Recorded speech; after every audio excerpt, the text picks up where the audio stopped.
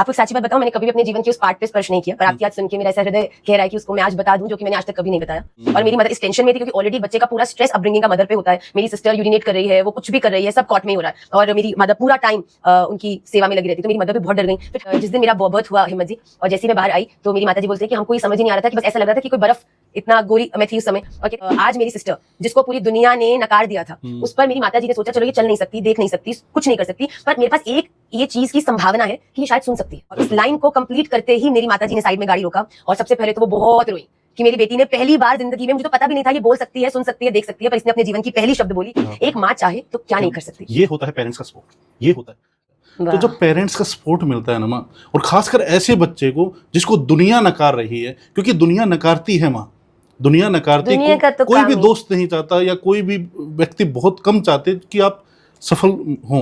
आपको एक सच्ची बात बताऊं, मैंने कभी भी अपने जीवन के उस पार्ट पे स्पर्श नहीं किया, पर आपकी आज सुन के मेरा ऐसा हृदय कह रहा है कि उसको मैं आज बता दूं, जो कि मैंने आज तक कभी नहीं बताया।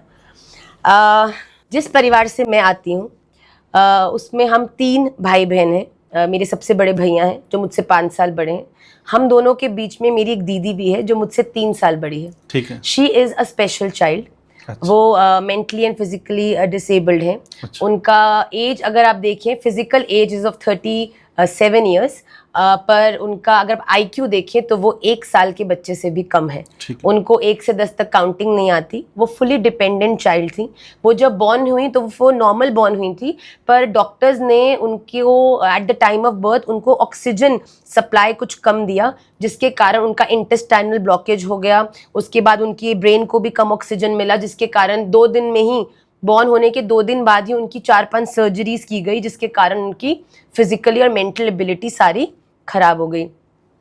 इसके बाद मेरी सिस्टर वाज जस्ट लाइक अ लोथ ऑफ फ्लैश, मतलब वो लेटी रहती थी। उनकी, हमको नहीं समझ आता था कि ये सुन सकती हैं, देख सकती हैं, क्या इनको कुछ समझ आ रहा है, पर मेरी मदर ने उनकी खूब सेवा करी। सबने बोला ये तो किसी काम की नहीं है, मतलब क्या इसका भविष्य है, आप किसी स्कूल में इनको डाल दीजिए जहाँ पर केवल यही लोगों का मतलब केयर की जाती है। तो मेरे मदर फादर ने कभी इस चीज़ को प्रमोट नहीं किया।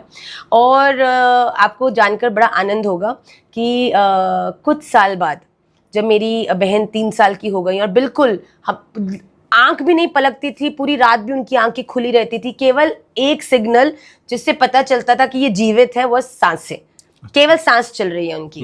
तो उन्होंने उसके बाद 3 साल बाद मेरी मदर ने फिर कंसीव किया, जो कि मैं थी।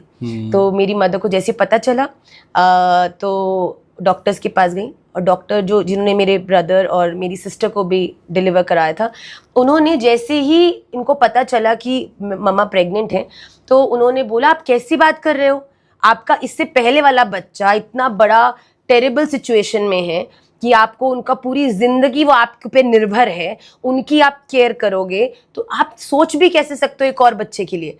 तो मेरी मदर थोड़ा सा अंडर कॉन्फिडेंट हुई, ऑलरेडी वो अबाउट 3-4 मंथ्स प्रेग्नेंट थी जब उनको पता चला। तो इतने में मेरी मदर को राधा रमन लाल की कृपा से एक गायनेकोलॉजिस्ट मिली, मार्केट में सहज मिल गई, और उन्होंने बोला बताया कि ऐसे बात, थोड़ी दोस्त बन गई, तो बात किया, तो उन्होंने बोला आप मेरे क्लिनिक में आओ। तो मेरी मदर जब पहले उनसे मिली नहीं थी ना, उससे पहले भी जब मेरी मदर ने अल्ट्रासाउंड कराया और पता चला कि प्रेग्नेंट है 3-4 मंथ्स, और बीच में पेट में जो गर्भ में शिशु है, तो उसको देखकर डॉक्टर्स और गुस्सा हो गए। क्यों? कहने लगे आपको पता है आपका जो ये नेक्स्ट बेबी होने वाला है उसके हार्ट में होल है, और आप सोचना भी मत कि आप इसको डिलीवर करो। तो मेरी मदर बहुत रोने लगी, मेरे फादर को आके बताया। मेरे फादर ने बोला कि चाहे बच्चा कैसा भी हो, बच्चा मेरा है, मैं इसको इस दुनिया में लाऊंगा ही लाऊंगा। और मेरी मदर इस टेंशन में थी क्योंकि ऑलरेडी एक बच्चे का पूरा स्ट्रेस अपब्रिंगिंग का मदर पे होता है। मेरी सिस्टर यूरिनेट कर रही है, वो कुछ भी कर रही है, सब कॉट में ही हो रहा है, और मेरी मदर पूरा टाइम उनकी सेवा में लगी रहती। तो मेरी मदर भी बहुत डर गई। फिर ठाकुर जी ने देखो सहज एक ऐसा व्यक्ति भेजा उनके जीवन में, वो गायनेकोलॉजिस्ट थी। तो उन्होंने जब मेरी मदर का अल्ट्रासाउंड किया, उन्होंने बोला मेरी मदर को कि ये बच्चा तेरा बिल्कुल ठीक होगा, इसमें कोई भी आपत्ति नहीं होगी, तो इसकी गारंटी मैं ले रही हूँ, और अगर इसके अंदर कुछ भी हुआ तो ये जो बच्चा है इसको मैं ले लूंगी। तो मेरे पिताजी तो बहुत स्ट्रिक्ट थे। मेरी दादी ने भी बहुत बोला कि नहीं करना चाहिए, ऑफ कोर्स, क्योंकि पहला बेबी इतना ज़्यादा डिपेंडेंट और इतनी लाइबिलिटी थी। और जिस दिन मेरा बर्थ हुआ हिम्मत जी, और जैसे ही मैं बाहर आई तो मेरी माता जी बोलते हैं कि हमको ये समझ ही नहीं आ रहा था, कि बस ऐसा लग रहा था कि कोई बर्फ, इतना गोरी मैं थी उस समय।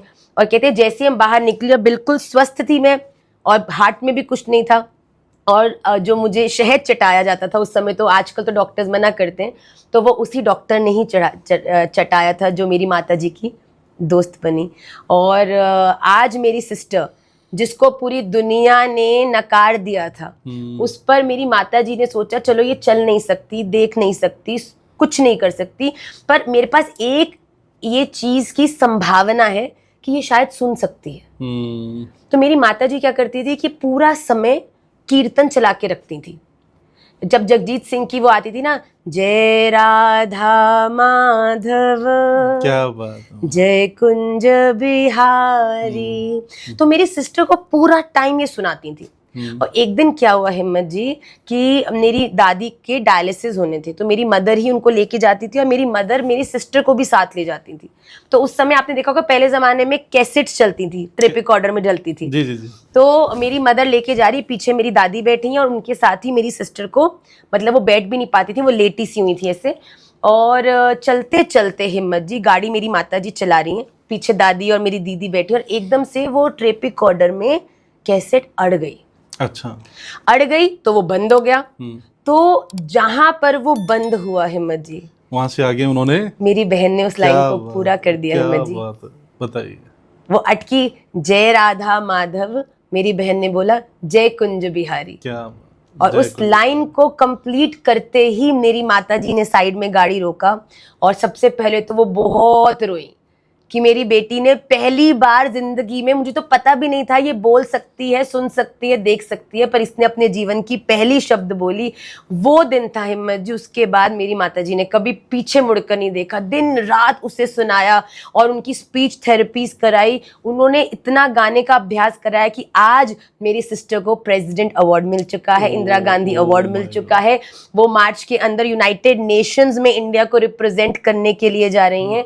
और she is the only one in the entire world जो इस IQ के साथ, और जिसको फिजिकली जो ठीक से चल भी नहीं सकती, वो एक आर्म और एक लेग से डीपेस्ट ऑफ वाटर्स में स्विम कर सकती है फॉर अनलिमिटेड टाइम ड्यूरेशन। क्या एक माँ चाहे तो क्या नहीं कर सकती। ये होता है पेरेंट्स का सपोर्ट, ये होता है, ये स्पोर्ट होता है तभी मेरे जैसा फेलियर 34 वर्ल्ड रिकॉर्ड बना देता है।